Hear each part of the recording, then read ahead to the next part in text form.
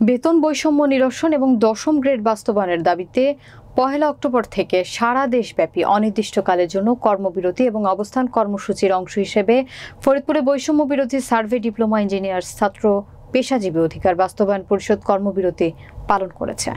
বিস্তারিত থাকছে ফরিদপুর জেলা প্রতিনিধি মাহবুব পিয়ালের প্রতিবেদনে। সোমবার বেলা ৯টা থেকে দুপুর ৫টা পর্যন্ত জেলা প্রশাসকের কার্যালয়ের সামনে অবস্থান নিয়ে এক কর্মবিরতি পালন করে।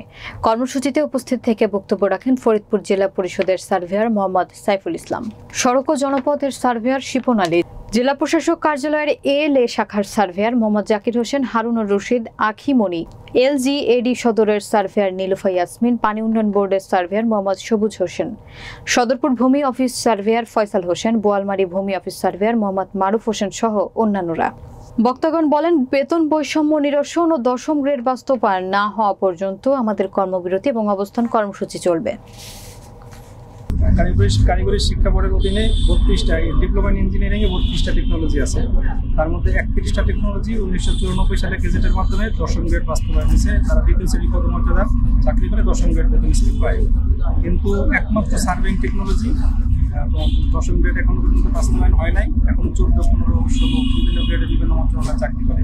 আমরা এই জন্য বৈষম্যের শিকার বিধায় আজকে আমরা এই আন্দোলন করতেছি। আমরা ধারাবাহিকভাবে আন্দোলন করতেছি। প্রথম আমরা সকল জেলা প্রশাসকের মাধ্যমে মাননীয় প্রধান উপদেষ্টা বরাবর প্রদান করছি। তারপরে আমরা তাদেরকে অবহিতকরণের মাধ্যমে বিভিন্ন কর্মসূচি ধারাবাহিকভাবে করতেছি। আমরা প্রথম ৩ দিন অর্থ দিবস কর্মবিরতি ছিল এবং আজকের থেকে লাগাতার পূর্ণ দিবস কর্মসূচি আমরা শুরু করতেছি। ভবিষ্যতে যদি আমাদের দাবি বাস্তবায়ন না হয়, আরও কত কর্মসূচি দিতে আমরা পারি।